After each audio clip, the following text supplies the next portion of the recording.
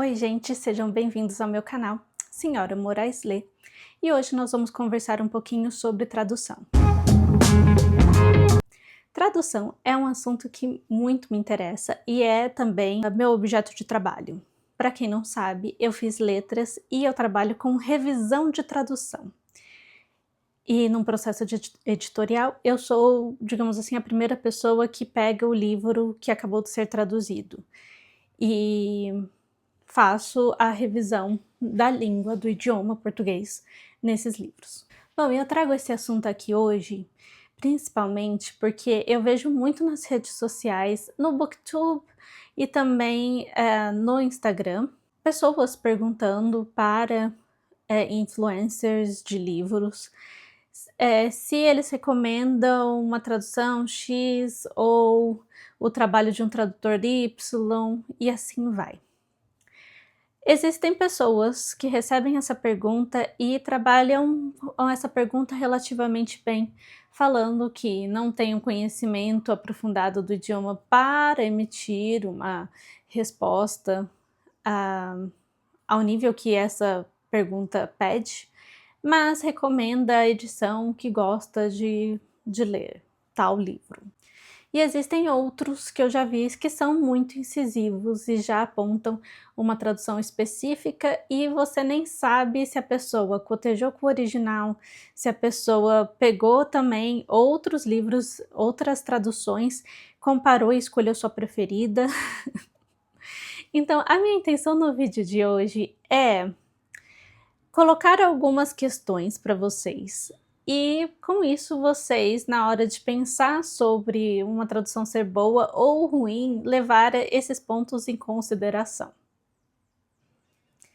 E assim você não vai exatamente depender da pergunta para um influenciador digital de livro: tal tradução é boa?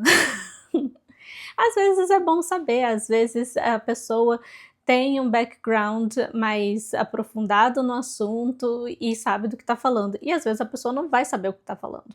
Então você precisa saber o que está por trás da resposta para essa pergunta: tal tradução é boa?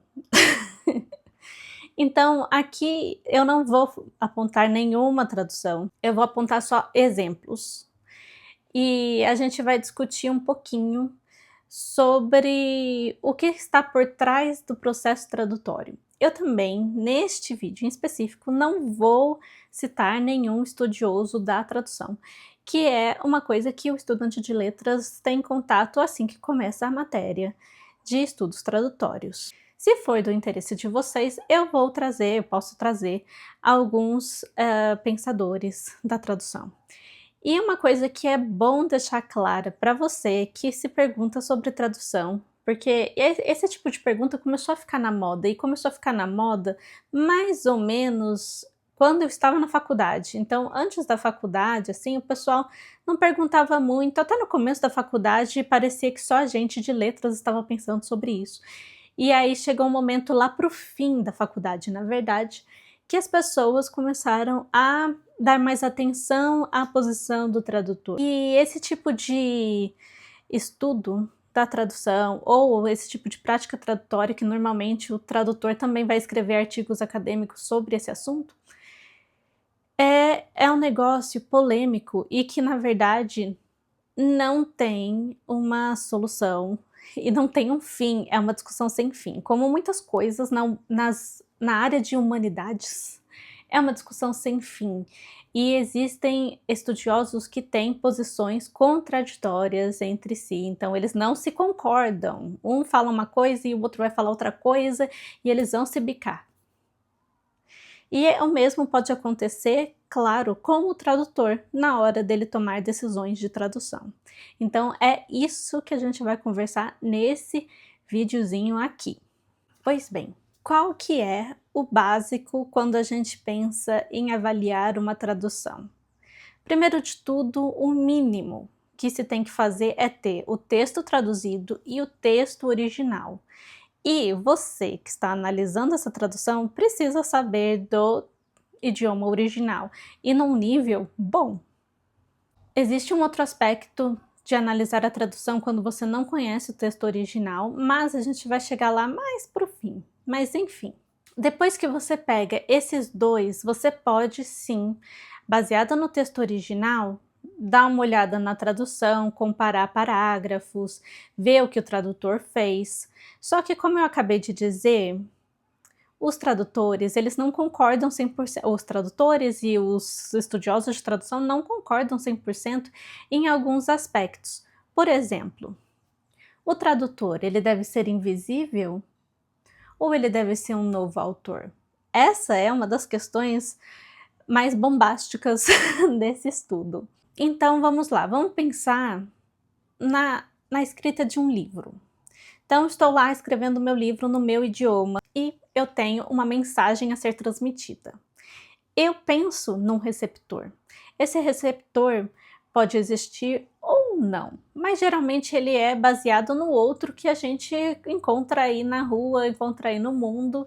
É um público específico, pode ser adolescente, pode ser infantil, pode ser um intelectual adulto, pode ser pessoas que gostam de romance, pessoas que gostam de thriller, pessoas que gostam de refletir sobre a vida. Então, você vai ter um público na sua mente quando você está escrevendo. E você também vai brincar com o seu idioma, porque isso é muito divertido, você brincar com a linguagem. Então, você vai poder criar frases, criar correlações, e isso vai deixar o seu texto mais rico, mais interessante para quem está lendo e vai ser divertido, vai ser um processo interessante, difícil e interessante. Pois bem, o tradutor, ele vai pegar esse texto que o autor pensou com muito carinho, ou com muito ódio, ou com algum sentimento, e criou lá no suor e nas lágrimas, e ele vai traduzir para um outro idioma. E aí, nisso, esse tradutor que é a ponte, ele vai precisar pensar no que o autor queria. E, na verdade, ele vai precisar também pensar no que o público que vai receber o texto, em português, por exemplo, Dostoiévski foi lá, escreveu o livro dele, pensou, fez vários trocadilhos e várias relações com outros autores da época dele, do país dele ou de outros países, foi lá e colocou a sua visão de mundo, suas reflexões, suas caricaturas, e aí foi. E aí o tradutor brasileiro de russo vai precisar pensar no que o Dostoiévski quis dizer, o que ele quis transmitir, só que a literatura tem várias interpretações. Então, assim, ele vai fazer a interpretação dele, o tradutor vai fazer a interpretação dele de um texto original. E com isso ele também vai pensar o que a pessoa, o brasileiro que está recebendo esse texto, como que esse brasileiro vai ler? Como deixar esse texto palatável para esse público que vai ser o receptor, por sua vez, do tradutor? Então, existe muito essa questão de o tradutor deve ser invisível ou ele deve ser visível? Qual é o papel do tradutor? Ele vai traduzir ao pé da letra ou ele vai ser um novo autor? Então, nós temos essas questões. Aqui você já consegue perceber que é sim importante quando você vê esse questionamento que também rola nas redes sociais. Essa tradução é direta do francês? Essa tradução é direta do russo? É direta do grego? É importante que seja direta pelo simples fato de que a tradução, ela já é, querendo ou não, em aspectos menores ou maiores, a interpretação de outra pessoa com relação ao texto original. Então, se você pega, por exemplo, um Tolstói que passou para o francês e que vai para o português, talvez tenha perdas bem maiores ali com relação ao texto original. Porque você tem o tradutor francês que tomou as suas próprias decisões tradutórias, fez adaptações, porque existem, mesmo que sejam mínimas, existem adaptações. Ele precisa fazer com que o texto do Dostoiévski seja palatável para o público francês, faça sentido na língua francesa. E aí você vem com um tradutor brasileiro aqui que pega esse texto do francês, que já tem decisões tradutórias, fazendo suas interpretações e fazendo as suas decisões tradutórias aqui. Então, sim, é importante, mas também, se você só tiver acesso à tradução da tradução, também não é o fim do mundo, principalmente se a tradução fonte é uma tradução boa, ok? Continuando, essa questão do tradutor ter que tomar decisões para que o texto seja palatável no seu próprio idioma para os leitores do seu país, faz com que ele tome decisões. E existe uma série de pequenas decisões que o tradutor tem que tomar. Ele tem que ver se a ordem. Vamos supor que o Dostoiévski fala assim, o Dostoiévski é só um exemplo, tá, gente? E é assim, é um exemplo que eu tô inventando na minha cabeça, então o Dostoiévski não falou isso. Mas vamos supor que ele fala assim, e Helena pela janela olhou e suspirou. Aí o tradutor ele vai ter que pensar, será que esse Helena pela janela olhou e suspirou, essa ordem em português é boa? Fica boa? Será que não é melhor a gente colocar pela janela Helena olhou e suspirou? Então existem até essas pequenas mudanças de ordem que talvez numa língua... Esse exemplo não é exatamente bom, mas às vezes existem essa questão. Tem uma ordem totalmente diferente no idioma original e aí para ficar mais confortável de ler, você muda essa ordem. Isso foi mais ou menos, essa coisa pequenininha foi o que me fez escolher, por exemplo, nas Relações Perigosas, ler na tradução do Carlos Drummond de Andrade, do que ler na tradução, por exemplo, do Clube de Literatura Clássica. Que a tradução do Clube de Literatura Clássica nesse livro em específico, no pouco que eu olhei, estava respeitando as ordens do livro em francês. E para isso eu estava lendo o livro em francês junto. Mas eu preferi a do Drummond, porque a tradução do Drummond, por exemplo, ela é deslizante. Ou seja, para mim, que sou brasileira, estava muito mais confortável ler em português a tradução do Carlos Drummond de Andrade. Ao contrário do que quando eu estou lendo a tradução do pouco que eu peguei, do Clube de Literatura Clássica, era truncado porque era muito francês, só que eu não estou lendo em francês, eu estou lendo em português, ou seja, eu dei prioridade para esse texto que fluía melhor em português, junto, é claro, com o francês nessa questão específica, porque francês é um idioma que eu falo. Então, assim, a tradução do Clube de Literatura Clássica estava errada? Não estava de jeito nenhum errado. Vai na questão do que você prefere como leitor. Você prefere, vai existir leitores que vão preferir uma tradução que seja um pouco mais truncada, mas que tenha mais a ver com o idioma original. Vai ter leitores como eu que preferiu um texto mais fluido nesse aspecto. Então você vê que já a partir daí, uma questão simples de ordem de palavras numa frase, e também a questão da pontuação, porque a pontuação nos idiomas ela vai mudar.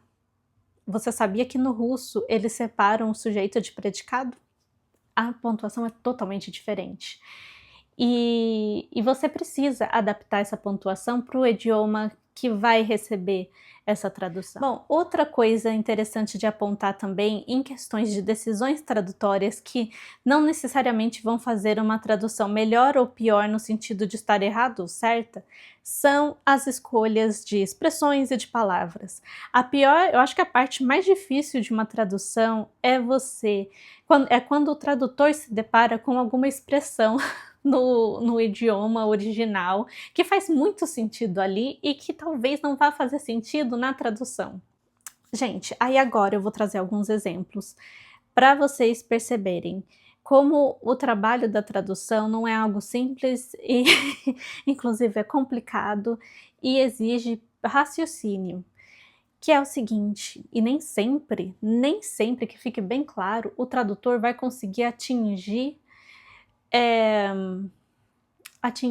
algo equivalente ao original. Porque às vezes no seu idioma não tem um trocadilho que o autor original fez, algumas coisas sempre vão se perder. E às vezes a gente tem uma tradução muito legal, mas existem pontos que você discorda dessa tradução e concorda com uma outra tradução. Se você pegar duas traduções e cotejar as duas com o original, você vai ver que tem alguns tradutores que as decisões que ele tomou aqui você gosta mais e as decisões que esse outro tomou aqui você também gosta mais. E aí a perfeição para você seria, na verdade, uma fusão dessas duas traduções. Então, assim, o negócio é cabeludo, o negócio é complexo. Então, essa tradução é boa? É uma pergunta realmente difícil de se responder e, na verdade, a resposta é muito subjetiva, porque a tradução é um trabalho subjetivo também.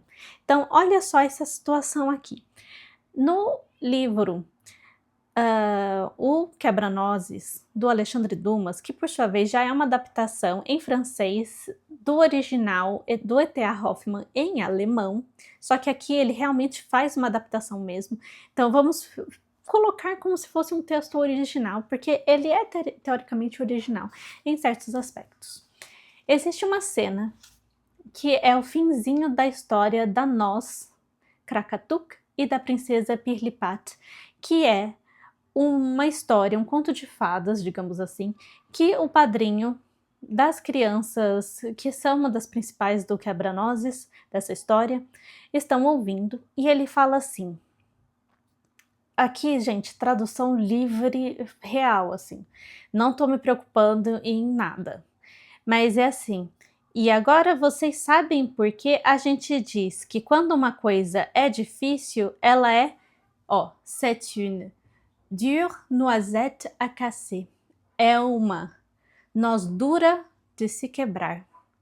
Não temos essa expressão. Aqui no Brasil, a gente tem outros tipos de nozes, não é nem o mesmo tipo de noz. E aí a gente não vai ter essa expressão.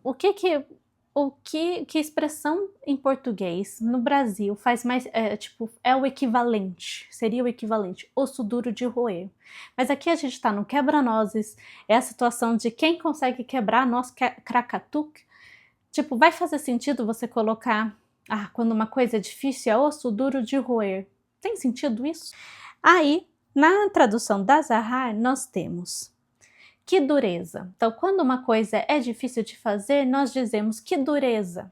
E essa aqui é uma saída interessante. Não é uma expressão, mas é uma saída bem interessante para esse caso. Então, querendo ou não, esse trocadilho ele foi perdido na tradução.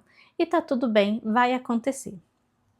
Outra coisa aqui, outro exemplo que eu trouxe aqui para vocês é o Dois Sonhos, que é o sonho do titio, que eu li e tem uma resenha aqui no canal e eu comento sobre isso no sonho do titio, na resenha do sonho do titio, eu comento sobre essa questão de tradução aqui. Por quê? O Paulo Bezerra, que é um tradutor de russo já consagrado, ele vai falar assim, olha, aqui é o pensamento de uma personagem que está recebendo outras mulheres chegando e minando o próprio plano que ela tinha feito, que era de bolar um casamento da própria filha com o titio, e esse titio, ele é rico. Então, essas senhoras estão com a intenção de minar, de destruir esse plano dessa outra senhora. E essa outra senhora pensa assim, que se danem todas, pensou consigo. Isso cheira a complô. Preciso investigar, mas não serão vocês, suas maritacas, que hão de me passar a perna. Podem esperar. Maritaca. Maritaca é um pássaro que não existe na Rússia. Então a gente pensa assim, de onde o Paulo Bezerra tirou essas maritacas daqui? No original, que aí eu tive que perguntar para o meu marido, que é russo, falei assim, olha essa cena aqui, procura no russo e me fala que animal que é, porque eu imaginava que com certeza era um animal. Então ele achou que é um animal que é um pássaro que se chama pega-rabuda. E esse pássaro, ele é conhecido por fazer também muito barulho, que nem a maritaca, mas ele também se tem a ideia popular de que ele rouba objetos brilhantes, ou seja, joias, moedas, dinheiro. Parece que essa opinião popular, na verdade, não é verídica com relação ao animal, mas esse animal tem essa fama. E aí você tem, como ele optou por maritaca, a maritaca, eu não sei se maritaca rouba objetos brilhantes ou não.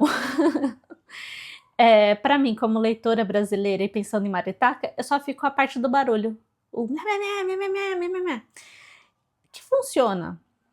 Só que perde essa parte que essas mulheres, essas senhoras também estavam interessadas no titio pelo titio ter dinheiro. Então essa parte ela foi perdida um pouquinho. O Paulo Bezerra estava errado? Não estava errado, mas na minha opinião como leitora, eu gostaria talvez de ter ali, suas pega rabuda, e aí tem uma nota de rodapé, pega rabuda é o pássaro que é conhecido por seu barulho no hemisfério norte e tem o conhecimento popular, talvez não verídico, de que ele pega objetos brilhantes.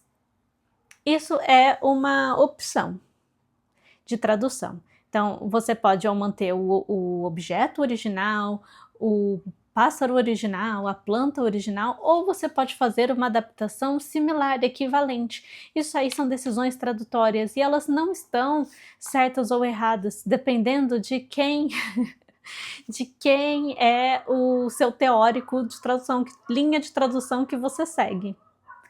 Vocês entendem isso? Então, essa é a questão de tradução, é uma questão muito complexa, que não tem exatamente uma resposta certa. Vai, na verdade, do que você acha. Porque você também, você pode não ter estudado tradução, ou você pode não ter exatamente o conhecimento, mas você é o público-alvo, e aí você precisa achar o texto palatável para você. E só que esse texto ele também tem que ter a ver com o original, obviamente. Não adianta nada você fazer um texto palatável, na verdade ele não tem nada a ver com o original. É diferente, por exemplo, de erros reais de tradução. Então, você tem aqui, eles estavam se aproximando, e aí, na verdade, o tradutor fala, eles estavam se afastando, e aí você fica assim, essa cena não fez muito sentido aqui. Então, o erro de tradução geralmente são erros que vão acabar acarretando uma mudança na história. Então, aí sim, eles são erros, ou vai ficar um negócio meio esquisito, tipo, esse trecho aqui não fez muito sentido não, qual que é? Qual que é a desse trecho? E isso geralmente é aí que você identifica que teve um erro, que o tradutor ficou meio confuso ali na tradução. Obviamente, essa discussão desse vídeo aqui não acaba aqui. Não acaba aqui, não acaba nesse vídeo, mas são pontos que eu achei relevantes para uma primeira olhada. Se você tem dúvidas em que tradução escolher, vai na livraria e vai comparando as traduções. Se a livraria, às vezes a livraria tem até o texto original. Se for um livro em domínio público, principalmente do inglês, do francês, é fácil achar no projeto Gutenberg. Procura aí, dá uma olhada. Existem alguns blogs que já fazem isso para você, então você também pode dar uma pesquisada, e tem blogs realmente muito interessantes que eles vão comparar várias edições diferentes para você já, e aí você escolhe a que for mais legal para você ler. E aí mesmo, por exemplo, se você está numa livraria e você não tem o texto original com você, ou você não consegue, não sabe o idioma para ler o texto original, compara as duas e vê qual que você gosta mais como leitor. Porque no fim das contas, elas vão ser geralmente traduções que vão ter decisões tradutórias diferentes, mas que não necessariamente vão estar erradas. Talvez se você conhecesse o idioma, você não concordaria com algumas decisões tomadas. Mas é aquela questão de se ter um senso crítico. Por exemplo, eu não tenho um nível de russo aprofundado o suficiente para identificar a questão das maritacas, mas eu tive um senso crítico suficiente para pensar, esse pássaro aí não existe na Rússia. O que foi? Qual que foi esse processo? Por que o Paulo Bezerra tomou essa decisão? E aí é a questão dele. Bom, eu espero que esse vídeo tenha ajudado em algum aspecto mais informal de escolhas de tradução, ou não escolhas de tradução, e eu espero que eu tenha conseguido mostrar quão árduo é o trabalho do tradutor e quantas coisas estão em jogo quando um tradutor está trabalhando. Então, por favor, não crucifiquem os tradutores e sintam-se livres para participar dessa discussão aqui nos comentários, dividir experiências, angústias com relação a esse tema. Eu vou ficando por aqui. Tchau, tchau!